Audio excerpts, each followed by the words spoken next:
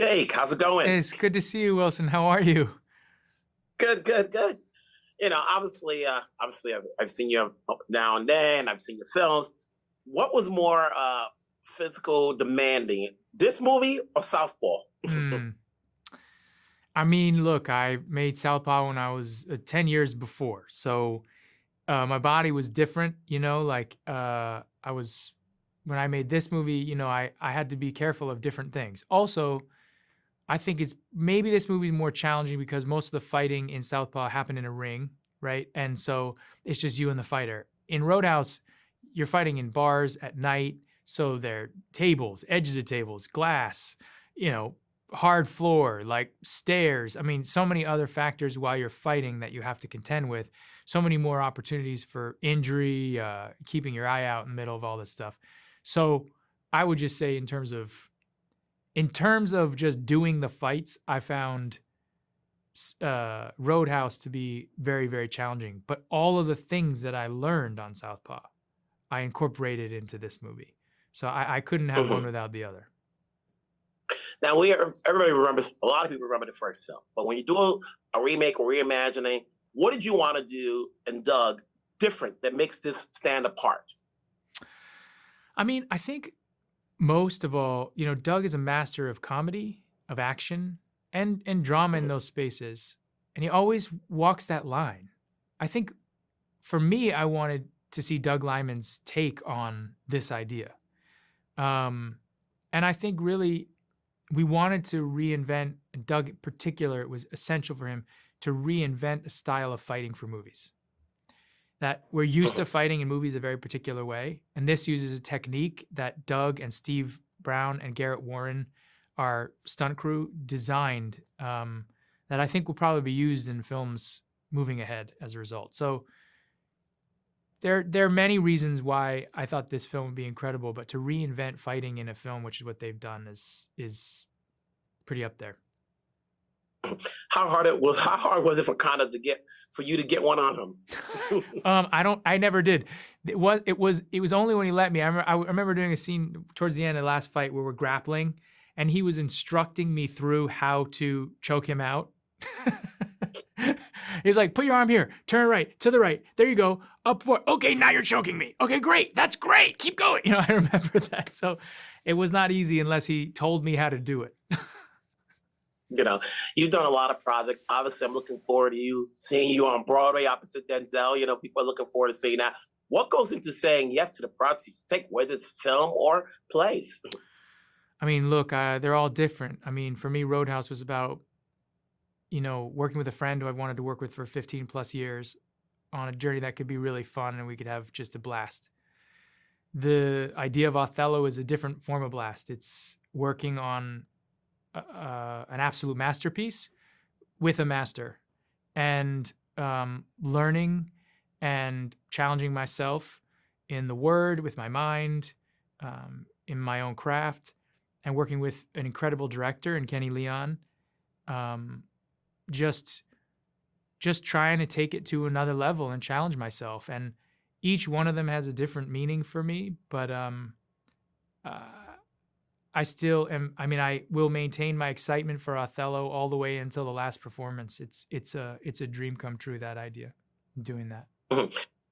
Going back to Roadhouse, when you put on the weight, the physicalness for this, and then when you're about to do Othello, do you have to lose it or do you have to stay in shape one way or the other?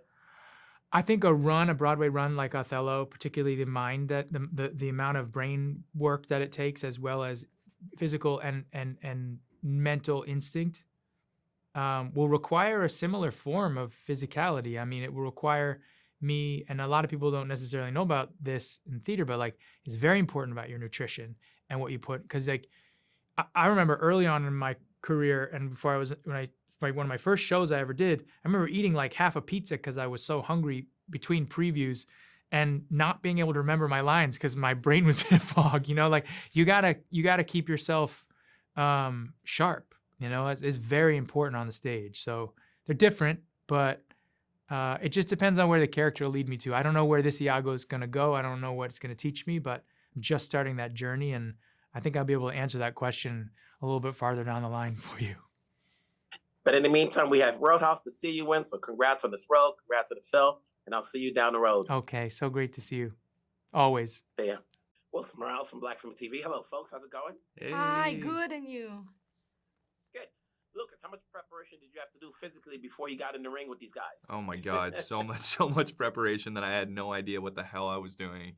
They threw me right into the ring. First day, I jumped off the plane from the Dominican Republic, and I'm suddenly sparring with a bunch of really good fighters. So they wasted no time, and we had 2 weeks to learn, but it was incredible. I loved every moment of it.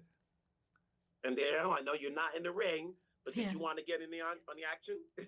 I mean, yeah, I had a sequence throughout the fighting sequence between Jake and Conor. I had my fighting scenes with Billy, and I love to train for it. I found that I love fighting. Yeah. I've been exploring more kickboxing, and it's great. It's empowering. Yeah. You know, as actors, at some point, you know you're gonna have to use some part of your body at some point, which is great.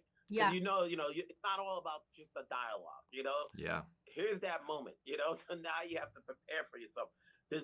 So when you do a film like this, you know, where you've exerted parts of your body along with your acting skills, does that think about what else you can do moving forward? Yeah, definitely. Yeah. I think it's also fun to play characters that spend a silence and say more and convey more without dialogue, like you said. It's more about filling in what's not said, what they omit from speaking. I think that's more challenging and more fun. And that's also one of the most special things for us as actors, because we get to live so many lives and to have so many experiences that like the normal people just don't have to do. So yeah. Now, obviously, this is a different take from what people remember from the original one. You know, people like to say they saw the original one right when it came out, but did you have to go back to see it again, even though this is something totally different? Or you just wanted to leave it alone, not remember it, and go with what Doug is putting out with this movie? Kind of that. Kind of, yeah. I rewatched it a few times just to have the big picture again and to refresh my memory.